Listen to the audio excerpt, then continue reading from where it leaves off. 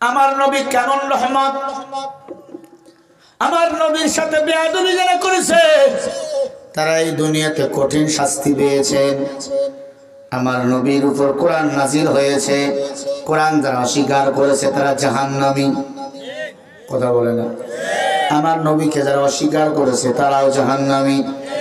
মুসা নবীর উপর একখানা কিতাব নাজিল হয়েছিল, আসমানি কিতাব তাওরাত। কি নাম? তাওরাত। তাওরাত কিতাবের মধ্যে আল্লাহ রাব্বুল আলামিন আপনার আমার নবীর নামগুলোকে ঢুকাইয়ে দিয়েছেন আহমদ আর মুহাম্মদ বলে। আহমদ মানে আমাদের নবী, মুহাম্মদ মানে আমাদের নবী। তাওরাত কিতাব মুসা নবীর একজন উম্মত ছিল, নাম ছিল হারেসা। 22 ফুট লম্বা, প্রস্থটা ছিল 6 ফিট। কয় ফিট লম্বা? প্রস্থটা মোটা ছিল 6 ফিট, 22 ফুট লম্বা। একটু খেয়াল করে শুনবেন। নাম ছিল হারেসা। কোন কোন কিতাবের মধ্যে নাম ছিল কাফিল। কি নাম? কাফিল। কিন্তু অধিকাংশ কিতাবের নাম ছিল হারেসা। তবে তাওরাত কিতাব এমন কিতাব ইহুদি খ্রিস্টানরা এটা মুখস্থ করত। অনেক ইহুদি খ্রিস্টান তাওরাতের হাফেজ ছিল, জাবরের হাফেজ ছিল, ইনজিলের হাফেজ ছিল। কিন্তু আল্লাহর কোরআন এমন একটা কিতাব এটা মুসলমান ছাড়া আর কেউ সিনায় মুখস্থ রাখতে পারে না। মারহাবা বলে। তাওরাতের হাফেজ এখন আছে? নাই। ইনজিলের হাফেজ আছে, জাবরের হাফেজ আছে, তারপর অথর্ববেদ, সামবেদ, গীতা এগুলোর হাফেজ আছে। এখন বলেন কোরআনের হাফেজ আছে না নাই? আছে না নাই? টের পাবেন 1 তারিখ থেকে। নবীর সাথে বেয়াদবি করিও না, আল্লাহর কোরআনের সাথে বেয়াদবি করিও না। হারেসা লম্বা ছিল 22 ফিট, চওড়া ছিল কয় ফিট?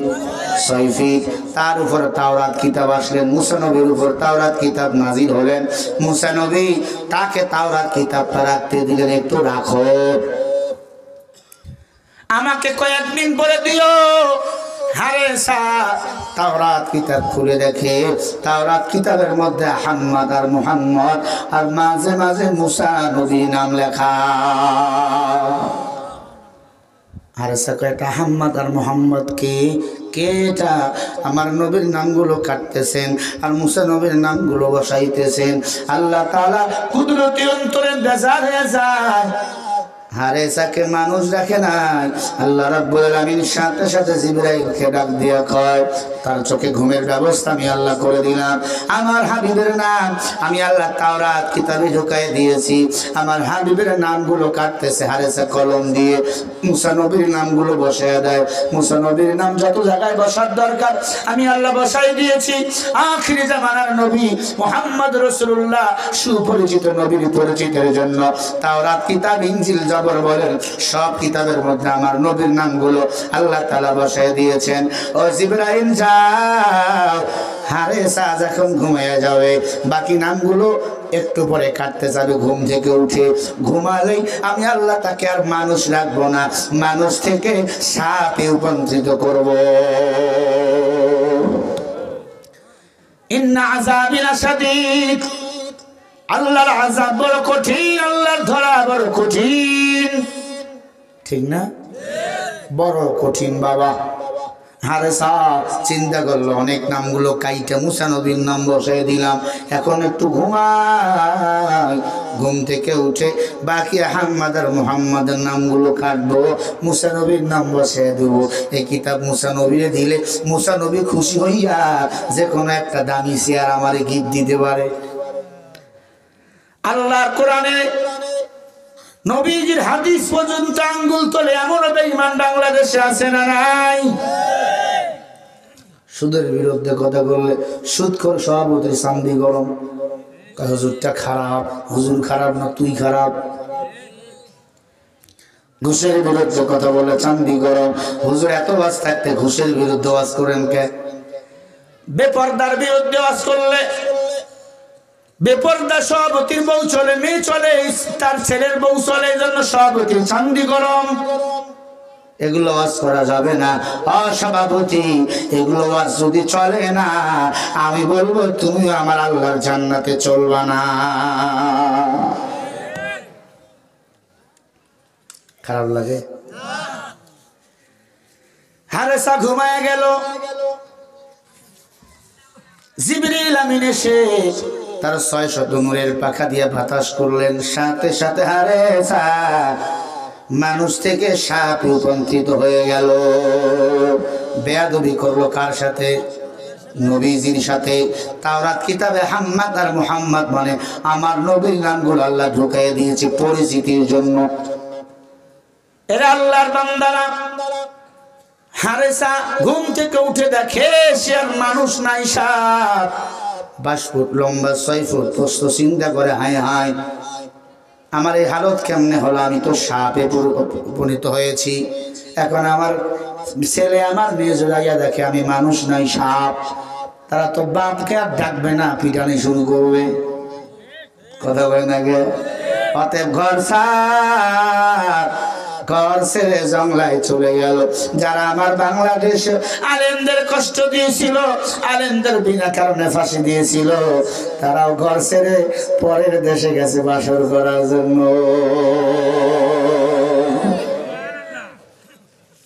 ঠিক নেই? আল্লাহর মুজাবরদার। তুমি কি মক্কর করো? আল্লাহর মক্করের কাছে তোমার মক্কর কিছুই না।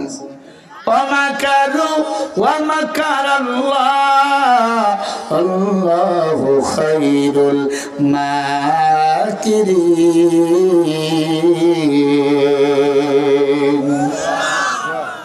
আল্লাহ কায় বেঈমানের দল, তোদের চিন্তা চেতনা যেখান থেকে শেষ, আমি আল্লাহর চিন্তা চেতনা মক্কর সেখান থেকে শুরু। কাদের কুদরত দারি বর কামাল আনতা রব্বি আনতা হাসবি জুল জালাল তোহি কাদের জলিলুল্লাহ জাহাদা বহর হালে তুহি মেরা নিগাহদা। কাফিল ফাদরি হারেসা ঘুম থেকে উঠে দেখে সে মানুষ নাই, মানুষ থেকে কি হয়েছে? সবাই বলেন। চিন্তা করে, হায় হায়, এখন তো আর ঘরে থাকা যায় না, জঙ্গলায় চলে গেল। 6 মাস পর মুসা নবীর পথ খুঁজে পাইলেন।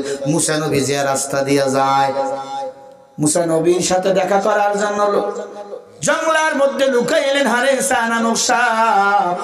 মুসা নবী লাঠি নিয়ে চলছেন, হঠাৎ করে সাপ দাঁড়াইয়া মুসা নবীর সালাম দেয়, আসসালামু আলাইকুম। মুসা নবী লাঠি বাইর করছে। কে রে? এত বড় সাপ তো জীবনে দেখি নাই, লাঠি দিয়ে ভিড়াবে।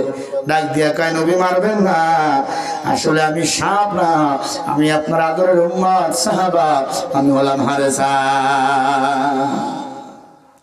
কি রে হারেসা, তোমার এই হালত কেন? ডাক দিয়া বলে, পয়গম্বর, আমি নিজেও জানি না আমার এই হালত কেন। তবে যে কিতাবটা আমাকে দিয়েছিলেন তাওরাত, আসমানি কিতাব, সেই কিতাবের মধ্যে আহমদ আর মুহাম্মদ কিছু নাম লেখা ছিল। ওই নামগুলো কেটে দিয়েছি, ওই জায়গায় আপনার নাম বসিয়ে দিয়েছি। মুসা নবী ডাক দিয়া কারা বেয়াদব, কি করেছো জানো? আহমদ আর মুহাম্মদ মানে আখিরি জামানার পয়গম্বর, সব নবীদের নবী, দুজাহানের নবী মুহাম্মদ রাসূলুল্লাহ পড়েন সাল্লাল্লাহু আলাইহি ওয়াসাল্লাম। আল্লাহ তাআলা ওই নবীকে এত মর্যাদা দান করেছেন, ওই নবী জান্নাতে না ঢোকা পর্যন্ত অন্য নবীরা, আদম নবী বলো, নূহ নবী বলো, ঈসা, মুসা, ইব্রাহিম, কোন নবী জান্নাতে ঢুকতে পারবে না। এখন বলেন, নবীর দিক দিয়ে আমার নবী কয় নাম্বার? সবাই বলেন। মুসা নবী বলে, শুধু নবী না, ওই নবীর উম্মতরা জান্নাতে না ঢোকা পর্যন্ত অন্য নবীর উম্মতরাও জান্নাতে ঢুকতে পারবে না। ইমামুল আউয়ালিন আল আখিরিন বাহরে সাদকা রাহমাতাল লিল আলামিন শুধু উজুদাস রাহমাতাল লিল আলামিন মসজিদ শুধু হামার হে জমিন। মুসা নবী বলে, হারেসা, তুমি তো অনেক বড় পাপ করেছো, মুহাম্মদ রাসূলুল্লাহর নামে কলম লাগাইছো।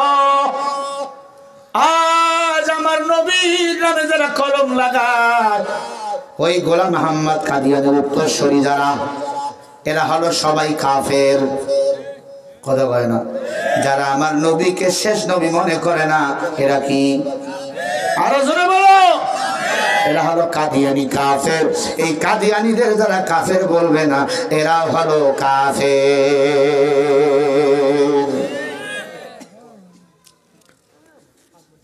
কি হবে লেখালেখি কলমবাজির এই মহড়া, সমাজের আসল চিত্র যদি না যায় তুলে ধরা। যদি ওই ঘুষের বলে কলমটা উল্টো চলে, তবে কি যাবে রক্ষা দুর্নীতিকে? কি হবে বেঁচে থেকে অযথা বিদ্যা শিখে যদি না গড়তে পারি শোষণবিহীন সমাজটাকে? কি হবে আলেম হয়ে ইমাম সেজে সমাজতে, আর যদি সত্য কথা উচ্চ স্বরে না বলিতে? চাকরির ভয় করো যদি ছেড়ে দাও না গদি, কি হবে ধোঁকা দিয়ে আল্লাহকে? কি হবে বেঁচে থেকে অযথা বিদ্যা শিখে যদি না গড়তে পারি শোষণবিহীন সমাজটাকে? ঠিক না ঠিক? কি হবে নামাজ রোজা ইমানদারের বড়াই করে, যদি ওই খোদার কোরআন আর নামাতে থাকে পড়ে? মসজিদের কোণে বসে জিকির যত কর কষে, এভাবে যায় না পাওয়া আল্লাহকে? কি হবে বেঁচে থেকে অযথা বিদ্যা শিখে যদি না গড়তে পারি শোষণবিহীন সমাজটাকে? কি হবে যুবক নামের বোঝা হয়ে এ দেশেতে, যদি যায় ক্ষমতাটা ঘুরে ফিরে নারীর হাতে? কি বা জবাব দিবে, কিভাবে মুখ দেখাবে আমাদের আগামী সেই প্রজন্মকে? কি হবে বেঁচে থেকে অযথা বিদ্যা শিখে যদি না গড়তে পারি শোষণবিহীন সমাজটাকে? জোরে বলো কথা ঠিক কিনা?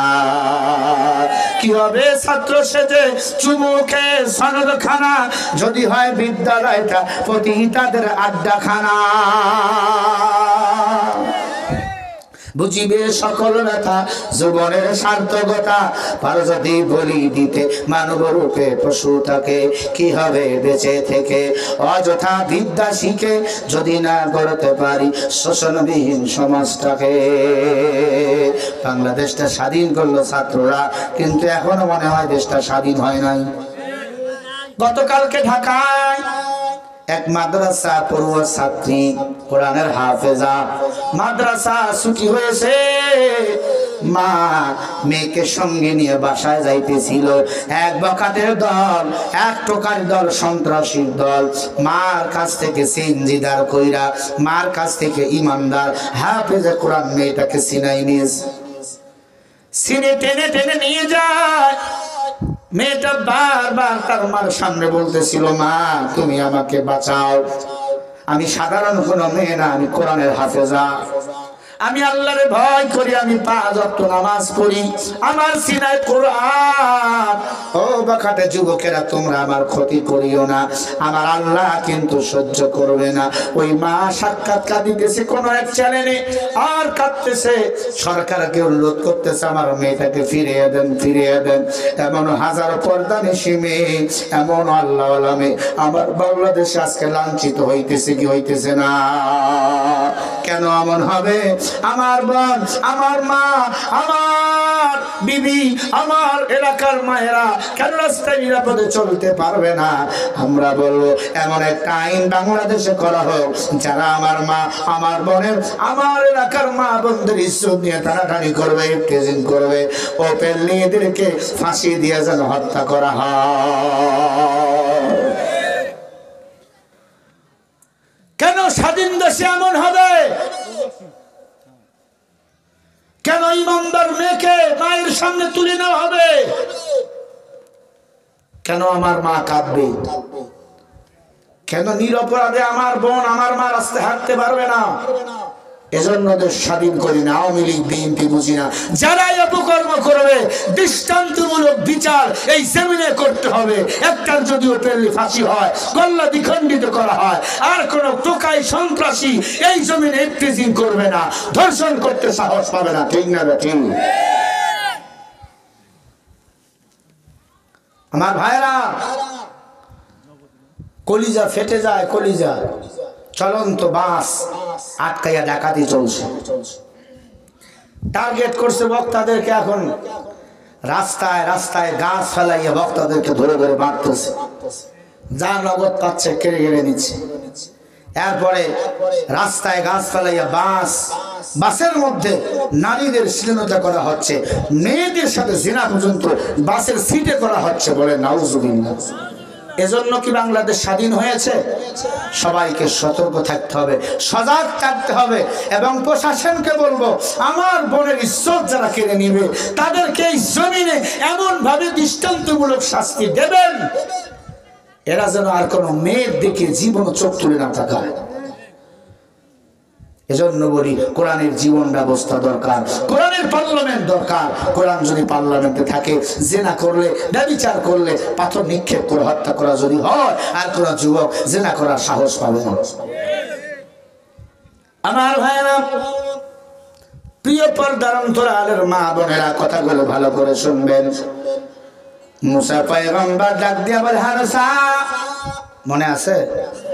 ও হারসা, তুমি তো মুহাম্মদ রাসূলুল্লাহর সাথে বেয়াদবি করেছো, আমার আল্লাহ এটা সহ্য করে নাই, মানুষ থেকে তোমাকে শাপে রূপান্তরিত করেছে।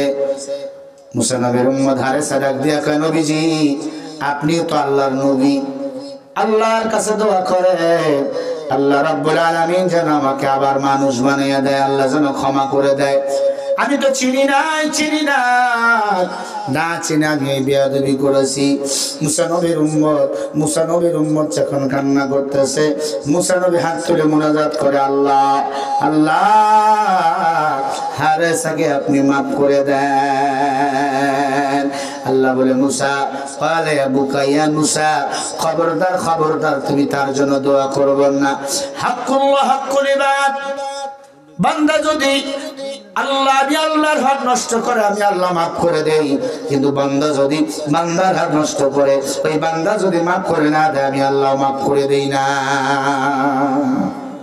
এখন বলেন, আমাদের রাসূল মুহাম্মদ রাসূলুল্লাহ বান্দা কিনা? মুসা নবীর উম্মত বান্দা কিনা? বলেন বান্দা। তাহলে বান্দা হইয়া বান্দার হক নষ্ট করছে, কথা বলে না। আল্লাহকে আমি মাফ করবো না, সে যদি মাফ করে না দেয়। আমার বাংলাদেশে এতদিন যারা স্বৈরাচারী করেছে, আমাদের হক যারা কেড়ে নিয়েছে, আমরা কিন্তু কেউ এদের মাফ করবো না, ঠিক নেই? আল্লাহর গোলামেরা মুসা নবী ডাক দিয়ে বলে, আল্লাহ তাহলে এখন কি করার? আল্লাহ রাব্বুল আলামিন বলে, আরে মুসা ফাআনসালনা ইলাইকুম নূরাম মুবিনা, যা আমি আল্লাহ আমার কোরআনের বরকতে, আমার হাবিবের বরকতে আমি আল্লাহ রাব্বুল আলামিন তার হায়াতকে লম্বা করে দিলাম। হারেসার হায়াত লম্বা হয়ে গেল। কতদিন পর্যন্ত? বলে মুহাম্মদ দুনিয়াতে আসবে, মুহাম্মদ যতদিন হায়াত পাবে ততদিন পর্যন্ত আমি হারেসার হায়াত বাড়াইয়া দিলাম। হারেসা কোন নবীর উম্মত? আবার বলেন, কয় ফুট লম্বা? প্রশ্নটা অপরাধ কি? আমাদের রসুলের সাথে বেয়াদবি করেছে। আমাদের রসুলের নামগুলো তাওরাত কিতাব থেকে কেটে কেটে মুসা নবীর নাম বসাইতেছিল। ও আল্লাহর গোলাম, জংলায় গিয়ে আত্মগোপন করলেন। মুসা নবী সুসংবাদ দিল, আল্লাহ তোমার হায়াত বাড়াইছে। নবীজির যতদিন পর্যন্ত হায়াত, ততদিন পর্যন্ত তুমিও এই দুনিয়াতে হায়াত পাইবা। মারহাবা। জংলায় চলে গেল, মুসা নবী শিখাই দিল, যাও আত্মগোপন করে থাকো। মুহাম্মদ রাসূলুল্লাহ যখন দুনিয়াতে আসবে তার কাছে গিয়া সরাসরি তুমি মাপ চাইবা। আমার আল্লাহ সে যদি মাফ করে দেয়, আমার আল্লাহ তোমারে মাফ করে দিবে। ভাইরা আমার, লম্বা ঘটনার সংক্ষেপ করে দিলাম। ভাই চা আছে? চার ব্যবস্থা আছে? এরা আল্লাহর গোলাম, একটু খেয়াল করে কথাগুলো শুনবেন। হারেসা নামক সাপ আত্মগোপন করে আছেন। হঠাৎ করে জায়গায় শুনে চতুর্দিকে বুলবুলির গান, ভ্রমরের গান শুরু হয়ে গেছে। এক একজন আর একজনের দিকে ভালোবাসে। বাঘ আর হরিণ একসাথে গান গায়। কিরে তোমরা এত মুহাব্বতে জমে আছো কেন? কয় শোনো নাই, আখিরি জামানার পয়গম্বর মুহাম্মদ রাসূলুল্লাহ দুনিয়াতে এসেছে। সুবহানাল্লাহ। এজন্য আমরা আনন্দিত। তাই নাকি হারেসা সিদ্ধান্ত নিল আমাকে এখন নবীজির বাসায় যাওয়া লাগবে, নবীজির কাছে গিয়ে দণ্ডায়মান হওয়া লাগবে, আমারে ক্ষমা চাইতে হবে, আমি যে ভুল করেছি এই ভুলের তো ক্ষমা নাই। হারেসা চলতে চলতে চলতে 18 বছর পরে মক্কায় ঢুকলেন। কয় বছর? মিশর থেকে চলতে চলতে হাঁটতে শব্দ বুক দিয়ে দৌড়ায়। 18 বছর পরে মক্কায় ঢুকলেন। আমার নবীর বাড়ির আগে আরো একটা বাড়ি ছিল, আবু জেহেলের বাড়ি। কার বাড়ি? আরো জনে কন। আবু জেহেল মিটিং করতেছিল 14 দল নিয়ে। কয় দল? 14 দলের মুখপত্র ছিল আবু জেহেল। মিটিং করতেছে মুহাম্মদরে কেমনে কাবু করা যায়। মুহাম্মদ তো বাপ দাদার 14 ঘর কুষ্টির ধর্মকে বাদ দিছে। কি করা যায়, মুহাম্মদ রে কেমনে ঘায়েল করা যায়, এই চিন্তায় ব্যস্ত। মিটিং শেষ। আবু জেহেল বলে আমি একটু 2 নম্বর সাইডে আছি। শাহ বাবার ওই ঘরের কিনারে একটা বড় জঙ্গল ছিল, জঙ্গলে এসে লুকায় গেছে। আমি ক্লান্ত শ্রান্ত, এখন ভোর ভোর সময় রাহমাতুল্লিল আলামিন নামাজ কালাম পড়ে যখন বাইরে আসবে, আমি আমার নবীর সামনে সব ব্যথা খুলে বলবো। আবু জেহেল টয়লেটে গেছে, হঠাৎ করে দেখি বিশাল বড় সাপ। আবু জেহেল কায় বাপরে বাপ, এত বড় সাপ তো জীবনও দেখি নাই। স্ত্রীকে ডাক দিছে। আবু জেহেলের বউয়ের নাম ছিল নেকড়া, বড় খচ্চর মহিলা, খুব খারাপ ছিল। নেতা খারাপ হলে বউও খারাপ হয়, কথা কয় না?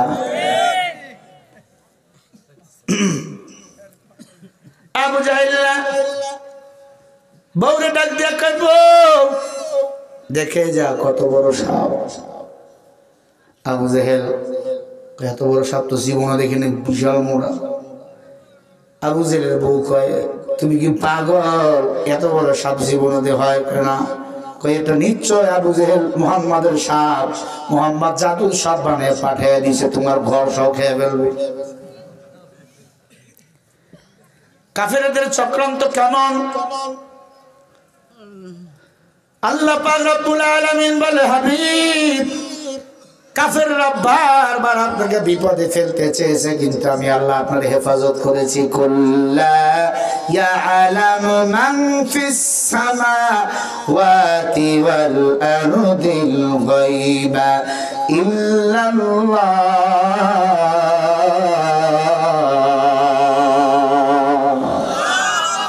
সূরা নামলের 35 নম্বর আয়াত। আসমান জমিনের কোন বাসিন্দা যা গায়েব জানে না, আমার নবীও গায়েব জানে না, কিন্তু গায়েবের মালিক বলেন কে? আল্লাহ আমার নবীকে বারবার সতর্ক করুন, হাবিব হাবিব বেঈমানরা কিন্তু আপনার ক্ষতি করার জন্য পাগল। আমার বাংলাদেশটাকে ধ্বংস করার জন্য কিছু বেঈমানের দল পাগল ছিল। বুড়া বয়সে এত টাকা চুরি করেছে কেন? স্বামী নাই, একটা ছেলে, ছেলেটাও বিদেশে, মেয়েটাও বিদেশে, 2 বোনে এত টাকা চুরি করেছে। এটা অনেক পরে আমি বুঝলাম, কারণ হলো এই দেশটাকে ভারতের কাছে বিক্রি করে রঙ্গরাজ্য তারা বানাতে চেয়েছিল। পারে নাই, পারে নাই। বাংলাদেশ সজাগ। বাংলার মানুষ যখন বিপদে পড়ে দোয়া ইউনূস পড়ে, আর আমরা যখন বিপদে পড়ছি ডক্টর ইউনূস স্যারকে ক্ষমতায় বসাইছি। কথা বল না কেন? পারবা না। উনি আন্তর্জাতিক মাল, আন্তর্জাতিক ভাবে সেঞ্চুরি করতেই থাকবে। এরপরে যে দিল্লি বাবুরা আমার দেশের বিরুদ্ধে কথা কও, আল্লাহর কসম আমরা জীবন দেব, রক্ত ঢেলে দেবো, কলিজার তাজা রক্ত, এরপরে আমার দেশের বিরুদ্ধে কথা বলতে দেব না। দেশের জন্য শহীদ হয়ে যাব, জীবন দেব, রক্ত দেব। আর যদি শহীদ হতে পারি আমি জান্নাতি মেহমান, ঠিক না ঠিক? ওয়ালা তাকুলু লিমান ইউকতালু ফি সাবিলিল্লাহি আমওয়াত বাল আহইয়াউ ওয়ালাকিন লা তাশউরুন। আল্লাহ বলেন কোরআনের জন্য, ইসলামের জন্য যারা জীবন দেয় এদেরকে মরা বলিও না। হিন্দুস্তানের ওই দিল্লি বাবুরা যদি আমার দেশে আক্রমণ করে, আমার দেশ থেকে কোরআন ও ইসলাম বিদায় করতে চায়, কারা কারা প্রতিবাদ করার জন্য মুজাহিদে আজমদের খাতায় নাম দিতে পারবা? 2টি হাত তুলে দেখায় দাও মুসলমান। নারে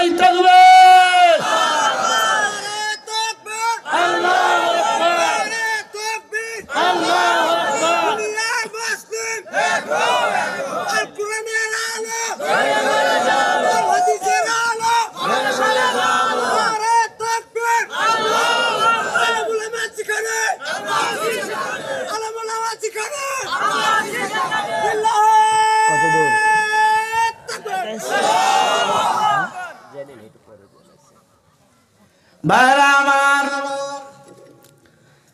কোরআনের জন্য তাজা রক্ত ঢেলে দিয়েছে আমাদের আকাবির বুজুর্গরা, আমরাও দেব। আসি তো ইনশাআল্লাহ। কারা কারা দিতে পারবেন আরো একবার তাকবীর দিয়ে দেখেন, নারে তাকবীর। মুসলমান ইমানদার বিরক্ত হচ্ছেন? মনে হচ্ছে রাত 8টা বাজে এখন। আপনার কাছে মুভমেন্ট মনে হচ্ছে রাত 8টা বাজে। থাকবেন তো শেষ পর্যন্ত? ভাইরা আমার খেয়াল করেন, ভাই আমার সময় পর্যন্ত আমি আসি, আমি তো মানুষ বোঝেন না। ও মুসলমান, আবু জেহেলের বউ কি কয়? ঘুমাইছে। এটা মোহাম্মদের জাদু সাপ। কি করা যায়? আবু জেহেল কয় রে বাম সাপ রে গাছের সাথে বাঁধছে, ঘাস সহ সাপ একবারে জমিনে পড়ে গেছে। অত বড় সাপ রে কি বাঁধা যায়? আবু জেহেলের বউকে দেখছো কত পাওয়ার। আবু জেহেল বলে, বল তুই কে? সাপ জবান খুলে বলে, আনা হারেসা। কয় সাপ আরবিতে কথা কয় রে? আমার নাম হারেসা। বাড়ি কই? বলে আমার বাড়ি সেই মিশরে। এখানে কেন? কয় মোহাম্মদের সাথে বেয়াদবি করার ফলে আমি সাপ। আমি আসছি ক্ষমা চাইতে। তাই নাকি? বলে হ্যাঁ। আবু জেহেল কয় আমাকে তুমি বুঝাও, আমি বাটপারের সর্দার। আবু জেহেল নিজেরে কয় আমি চোরের লিডার, আমি ডাকাতের লিডার। এতদিন স্বরাষ্ট্র পররাষ্ট্র যারা ছিল সব ডাকাতের বড় বড় লিডার। কাঁচামালে শুধু লুট করতে প্রতিদিন 1.5 কোটি টাকা, শুধু কাঁচা বাজারে। ওরে আল্লাহর গোলাম, আবু জেহেল ডাক দিয়া কয় বল, সত্য করে বল। আমি সত্য তো বলছি, মিথ্যা কি বলতেছে? চাবুক দিয়ে আঘাত শুরু করলো সাপকে। সাপ কয় মারিও না, আমাকে একটু সময় দাও। সকাল হয়ে গেল, রাহমাতুল্লিল আলামিনের কাছে আমি যাব, তার কাছে মাপ চেয়ে আবার আসবে। আর বলো তুমি আমাকে মারিও, আপত্তি নাই। আবু জেহেলের বউ ডাক দিয়া কয় না না, এই সাপকে বাঁচা রাখা যাবে না। চাবুক মারতে মারতে রক্ত শরীর থেকে বাড়া শুরু হয়ে গেল, রক্ত কর্মতে হতে সাপ মরে গেল। আবু জেহেলের বউ বলে এখন কি করবো? আবু জেহেল বলে কি করবো? কয়রা অথর্ব, এই সাপকে যদি এই অবস্থায় রাখো, জাদুর সব আবার জিন্দা হইতে পারে। কেমন খারাপ। কয় সাপকে আগুন লাগে ছাই কর। লাকড়ির মধ্যে সাপকে ছেড়ে দিল, আগুন তেল দিয়ে ওই সাপকে পুড়ে ছাই বানিয়ে ফেললো। এই ছাই কি করবো? বউকে এই ছাইকে একটা পাত্রের মধ্যে ভরো। একটা পাত্রের মধ্যে ভরলেন, প্যাকেট করে। আবু জেহেলের স্ত্রী বলে এই ছাই নিয়ে চলো, এই ছাই নিয়ে এখন মুহাম্মাদের কাছে চলো। মুহাম্মদ যদি সত্যি আল্লাহর নবী হয়, সে বলতে পারবে এটা কার ছাই, পাত্রের মধ্যে কার ছাই। আর যদি বলতে না পারে, মুহাম্মদকে আবার তার বাপ দাদার ধর্মে ফিরাই নিয়ে আসবো। বলেন নাউজুবিল্লাহ। আমার ভাইরা, পর্দার অন্তরালের মা বোনেরা, মাইকের আওয়াজ যদি কানের মধ্যে যায় ভালো করে শোনো। আবু জেহেলের বিবির কথা মতো সব ছাইগুলো একটা পাত্রের মধ্যে ঢুকে প্যাকেট করলেন। ডাকনা দিয়ে আবার কয়েক তরফা প্যাকেট কইরা আমার নবীজির বাড়িতে ছাইগুলো নিয়ে গেল। ডাক দিয়ে বলে মুহাম্মদ সাল্লাল্লাহু আলাইহি ওয়াসাল্লাম, ও মুহাম্মদ, আমার নবী আল্লাহর কোরআন তেলাওয়াত করতেছিল। আর রহমান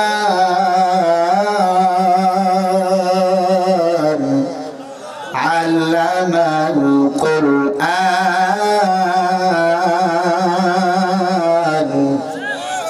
খালাকাল ইনসান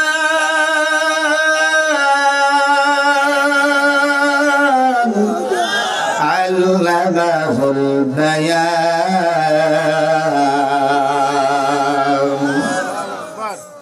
আমার নবী কোরআন পড়তেছিল। আবু জাহিল্লা ডাক দিয়ে কয় ভাতিজা, নবীজি কোরআন বন্ধ করে আসলেন।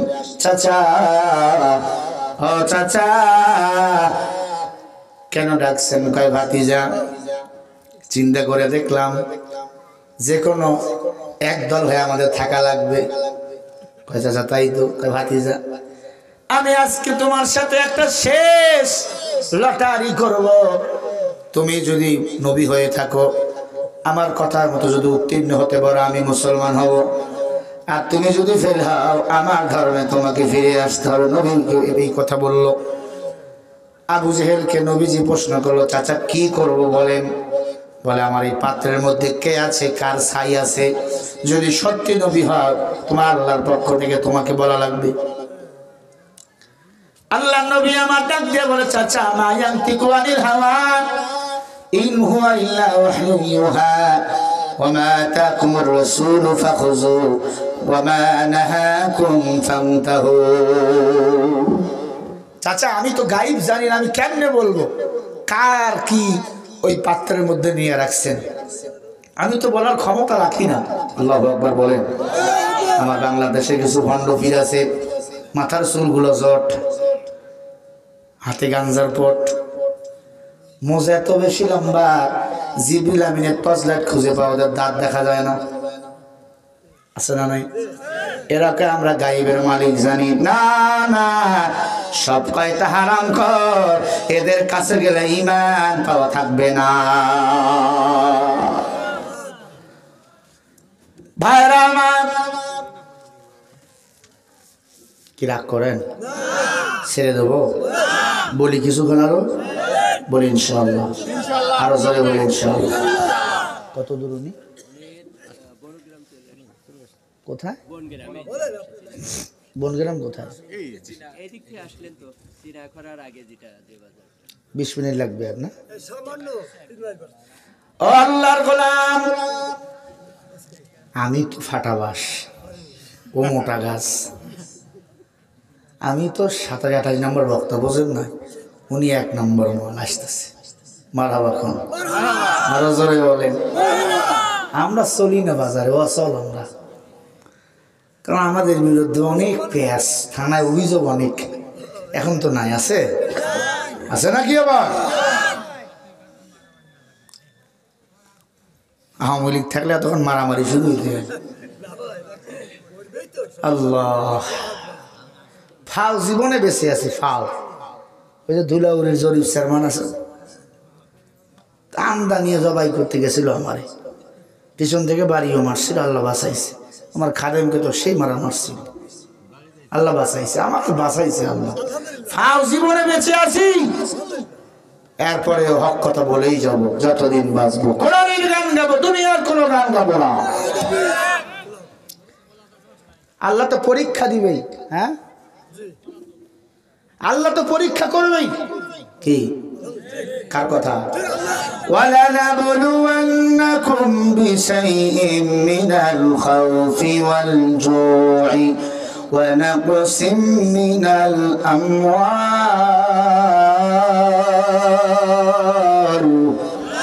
ونقسم من الأموال والأنفس والثمرات وبشر الصابرين।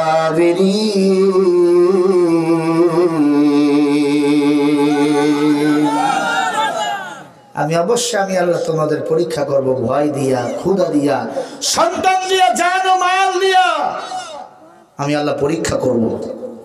সেই পরীক্ষায় আমরা পাশ করেছি, আর যারা আমাদের ধমক দিত তারা ফেল করেছে। মানে এই জমিনে আমরা এখনো টিকে আছি, তারা পালিয়েছে। ভাইরা আমার, আবু জেহেল বলে, ভাতিজা আমি তোর চাচা। কি ময়ার কথা, আমি তোর চাচা আবু জেহেল।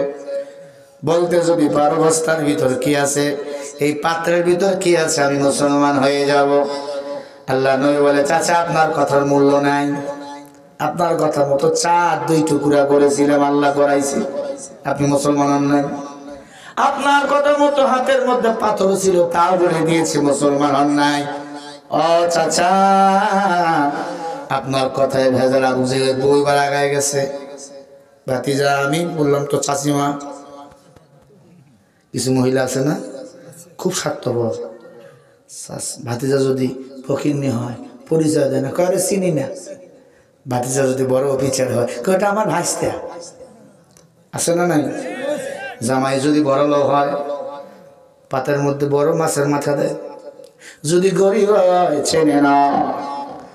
আজ নিজেকে গড়, যে তোমাকে সম্মান দিবে না, তোমার উপকারে আসবে না, তার সাথে তুমি থাকবা না। যে তোমার উপকার করবে, তোমাকে দেখভাল করবে, লাঠিও যদি মারে তার সাথে থাকবা, ভবিষ্যৎ অন্ধকার নয় আলোকিত হবে। ভাইরা আমার,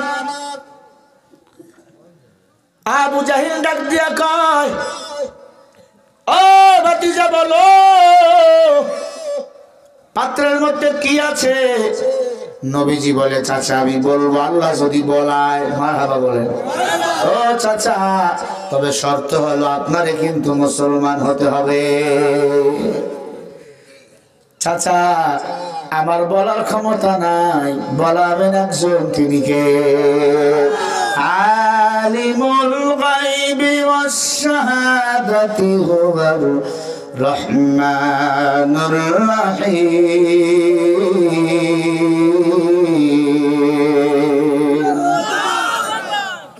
গায়বের মালিক তুমি। আমি যখন মোবাইলে গুনাহ করি আল্লাহ দেখেনি। তুমি আমি যখন পানির তলে ঢুইকা গুনাহ করি আল্লাহ দেখেনি। তুমি আমি যখন ফেসবুকে অপর মাই আল্লাহকে সেটিং করি আল্লাহ দেখেনি। না না না না, গুনাহ ছেড়ে দাও, গুনাহ মুক্ত জিন্দেগি যাপন করো। ফামান ইয়ামাল মিসকালা যাররাতিন খায়রান ইয়ারা ওয়া মান ইয়ামাল মিসকালা যাররাতিন শাররান ইয়ারা। হ্যাঁ আল্লাহর গোলাম, যারা পরিমাণ যারা নেক আমল নিয়ে কবরে যাবে এটারও পুরস্কার দিবেন কে? যারা পরিমাণ যদি গুনাহ নিয়ে কবরে যাও এর সাজাটা বলেন দিবেন কে? সব কিছুর খবর জানে একমাত্র তিনি হলেন আমার আল্লাহ। ইয়া ইলাহি তু মেরা রহমান হায়, ইয়া ইলাহি তু মেরা সত্তার হায়। আবু জেহেল বলে, চাচা আপনাদের কথায় আমি ভরসা পাইতেছি না, আপনার ভক্তদেরকে ডাক দেন। লক্ষ লক্ষ আবু জেহেলের ভক্ত হাজির কয়, মোহাম্মদ আমাদের লিডারের সাথে আমরা একমত। ও মোহাম্মদ আমাদের লিডারের সাথে আমরা একমত। বলতে যদি পারেন এই পাত্রের মধ্যে কি আছে তাহলে আমরা সহ মুসলমান হয়ে যাব। একবার সুবহানাল্লাহ পড়েন। আল্লাহ নবী বলে, চাচা আল্লাহ যদি চায় আমি বলবো। আল্লাহ নবী চোখ বন্ধ করে দাঁড়িয়ে আছে, সাথে সাথে জিবরিল আমিন আমার নবীর কাছে এসে হাজির। জিবরিল আমিন পাত্রের দিকে তাকাইয়া ডাক দিয়া কয়, হায় হারেসা আর ঘুমাইয়া থাকবি না, এখনই আমার নবীর পরিচয় দে, আমার আল্লাহর পরিচয় দিয়া তোমার সাপের সুরত নিয়ে হাজির হয়ে যাও। আল্লাহ বলে, কুন ফায়াকুন, ও সাই তুমি হারেসা হয়ে যাও। সাথে সাথে পাত্র ফেটে 10 ফুট লম্বা, পোস্তটা 6 ফিট, সাপ জমিনের মধ্যে পাত্র ফেটে তাস করে জমিনে হাজির। আবু জেহেল যেই সাপকে মারছিল ওই সাপ কারে এর আগুন লাগাইয়া পুরো ছাই করে ফেললাম, মাইরা ফেললাম। এটা কেমনে সম্ভব? সাপ দুনিয়াতে আইয়া আল্লাহ কে আমার রসুলের পরিচয় তুলে ধরলেন, লা ইলাহা ইল্লাল্লাহু মুহাম্মাদুর রাসূলুল্লাহ। পরের সাল্লাল্লাহু।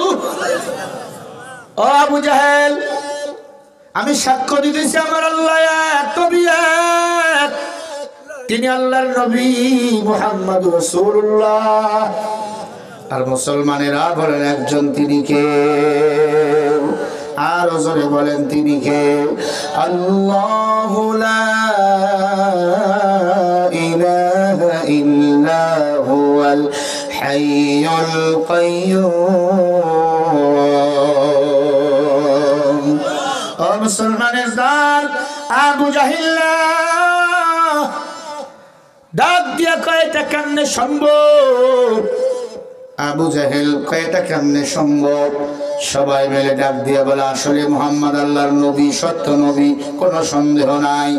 আবু জাহেল কপাল পোড়া ডাক দিয়া কয় ভাতিজা, আমি জানি তুমি সত্য নবী, তোমার আল্লাহ এক, তোমার কোরআন এক, তোমার ইসলাম এক, তুমিও নবী আল্লাহর পয়গম্বর, কিন্তু মানতে পারলাম না, বাবার দাদার 14 গোষ্ঠীর ধর্ম ছাড়তে পারলাম না।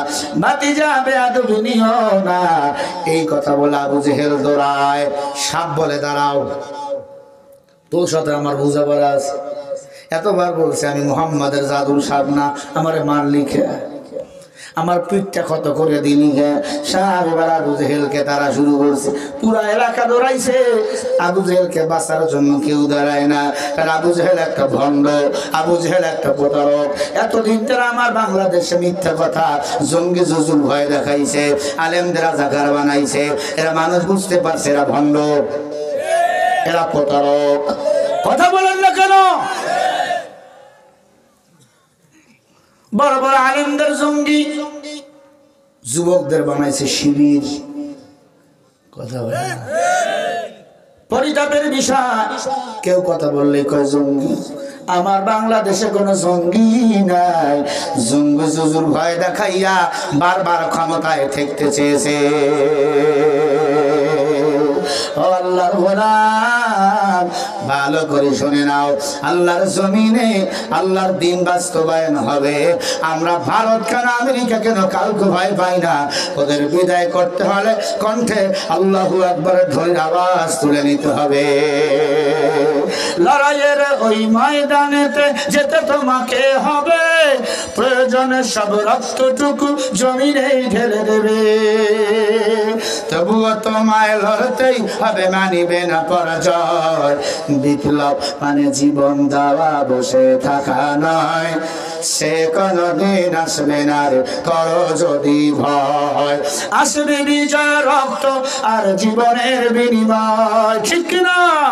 আসবে বিজয়, রক্ত আর জীবনের বিনিময়। বিপ্লব মানে জীবন দেওয়া, বসে থাকা নয়।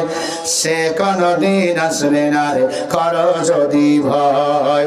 কোথা থেকে কোন ভিনদেশি শগুন আমার দেশে এসে সেবার নামে বসলো ওরা মীর জাফরের বেশে।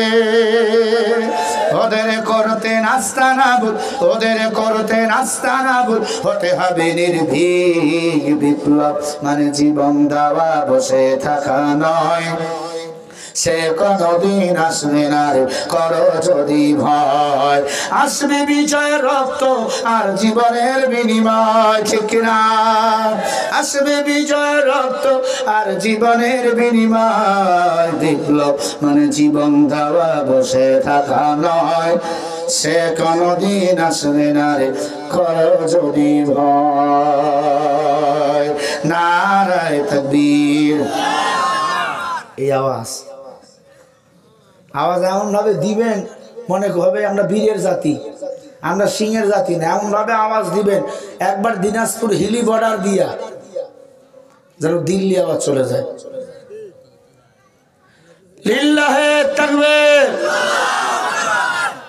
আমি বুঝছি ক্ষুধা লাগছে, ভাইদের ক্ষুধা লাগছে। ভাইরা আমার খেয়াল করেন, আবু জাহেল ডাক দিয়া কয় দাঁড়াও। আবু জেহেলকে এবার তারা করলো হারেসা নামক সাপ। আবু জেহেল দৌড় মারলো, কেউ বাঁচাইলো না। আমার নবীর কাছে এসে বলে ভাতিজা বাঁচাও আমারে, তুমি ছাড়া কেউ নাই।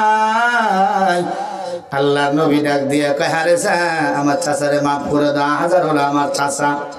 ময়দানে যারা ছিল সবাই পড়ে নিল আশহাদু আল্লা ইলাহা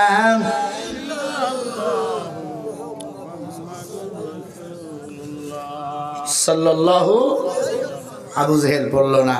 আমার নবীজি বলে হারেসা আবু জেহেলকে মাফ করো। আমার হাজার হলো চাচা, তুমি কামড় মারবা, আমি কেমনে সহ্য করবো? হারেসা নামক সাপ বলে নবী আমারে মাফ করেন। নবীজি বলে হারেসা সব কিছু আমি শুনেছি, সব কিছু আল্লাহ আমারে জানাইছে, যা যা আমি তোরে মাফ করিয়া দিলাম। নর্দমার মধ্যে কাদার মধ্যে যাইতেছিল, 5 ফুট লম্বা, প্রস্থটা কয় ফিট, এত বড় সাপ নর্দমার মধ্যে যাইতেছে। আল্লাহ নবী ডাক দিয়া কাহারে সাপ, পানিতে যাবা নর্দমাতে যাবা? বলে নবী কি করব, আমি তো সাপ, আমি তো মানুষের সঙ্গে থাকতে পারি না। আল্লাহ নবী দোয়া করে, আল্লাহ হারে সাকে তুমি আবার পুনরায় মানুষ বানিয়ে দাও। সুবহানাল্লাহ বলে। হাদিস শরীফে আসছেন আল্লাহ সাথে সাথে হারেসাকে মানুষ রূপান্তরিত করে দেয়। যতদিন বেঁচে ছিল আমার নবীজির খাদেম ছিল। একবার জোরে বলেন না মারহাবা। ও আল্লাহর গোলাম, আল্লাহর কোরআন আমার নবী কাকড়ে ধরো, দুনিয়াতে শান্তি আখিরাতে মুক্তি দান করবেন কে? এ পর্দার অন্তরালের মা, মাইকের আওয়াজ যদি কানের মধ্যে যায়, আল্লাহর কোরআন নবীজির সুন্নাহ মোতাবেক জীবন চালাবেন। আল্লাহ পাকের কোরআনকে আঁকড়ে ধরো। নবীজি বলেন, ক্বালা রাসূলুল্লাহ সাল্লাল্লাহু আলাইহি ওয়াসাল্লাম, তারাকতু ফীকুম আমরাইন লান তাদিল্লু মা তামাসসাকতুম বিহিমা, কিতাবাল্লাহ ওয়া সুন্নাত রাসূলি। মারহাবা বলে। আল্লাহর নবী আমার বলে, উম্মত দুটো জিনিস তোমরা আঁকড়ে ধরবা। 1 নম্বরে কোরআন, 2 নম্বরে হলো আমি নবীর সুন্নাহ। 1 নম্বর নাম কি? কোরআন। আবার বলেন, 2 নম্বরে নবীজির সুন্নাহ। সুন্নাহ সুন্নাহ কোরআন সুন্নাহ আঁকড়ে ধরো, জীবন চালাও, দুনিয়াতে শান্তি পাইবা, আখিরাতে মুক্তি পাইবা। আম্মা জান, শ্বশুর শাশুড়ির সেবা করবা, খবরদার শ্বশুর শাশুড়ির সাথে বেয়াদবি করবা না। স্বামী যদি সাজতে বলবা সাজবা, স্বামী যদি ভালোবাসতে চায় স্বামীকে ভালোবাসা দিবা। স্বামীর অনুমতি ছাড়া ঘরের বাইরে যাবা না। স্বামীর অনুমতি ছাড়া খবরদার খবরদার নিজের সম্পদ নষ্ট করবা না, নিজের সতীর্থ চরিত্রকে হেফাজত করবা। কিয়ামতের ময়দানে আল্লাহর কাছে হিসাব দিতে হবে। ওয়া কুল্লুহুম আতিহি ইয়াউমাল কিয়ামাতি ফারদা। সূরা মারইয়াম 95 নম্বর আয়াত। হাসরের ময়দানে সব মানুষের হিসাব দিতে হবে একা একা। নারায়ে তাকবীর, লিল্লাহি তাকবীর। আজকের মাহফিলের প্রধান মেহমান প্রিয় ভাই মাওলানা মাহমুদুল হাসান ফিরদৌস কুয়াকাটা হাফিজাহুল্লাহ এসেছেন। আল্লাহ হযরতকে